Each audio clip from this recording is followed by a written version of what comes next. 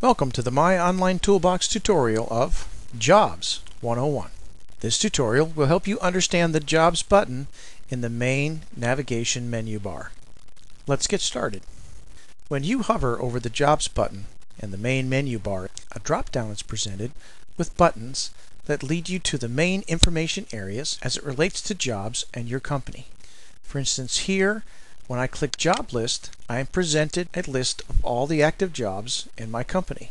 Likewise, when I click Estimate, these are all the estimates in my company. All my invoices, all the purchase orders,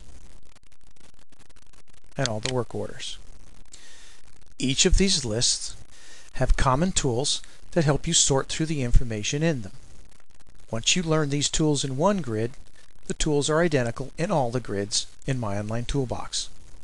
The first thing to be aware of is the label at the top of each column in the grid is a sortable button. Notice the cursor changes when I hover over Address.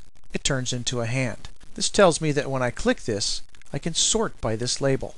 I'm now going to click Priority, and you'll see that the grid has sorted from low to high. Click it again. The sort reverses from high to low.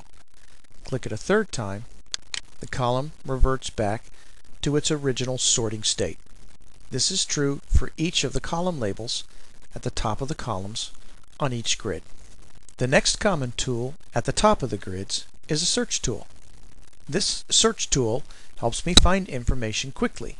For instance, if I know the job number, work order number, or estimate number, I simply put that number in this window, click the Go button, and it will immediately open the record number I've chosen. Let's go back. In this field, I can search on almost any word in the job. In this case, I'll choose the word repair. Then click the search button,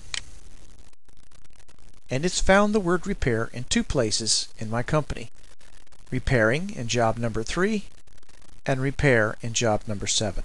The search tool does have a defaulted date range of 30 days back from the day that you're searching, or back from today. You can push or change this date range simply by clicking on the calendar, choosing a date, and the date range is now changed.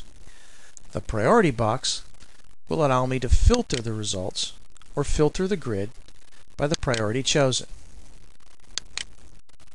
Here, I've reduced it down to one record with a priority low in this date range with the word repair.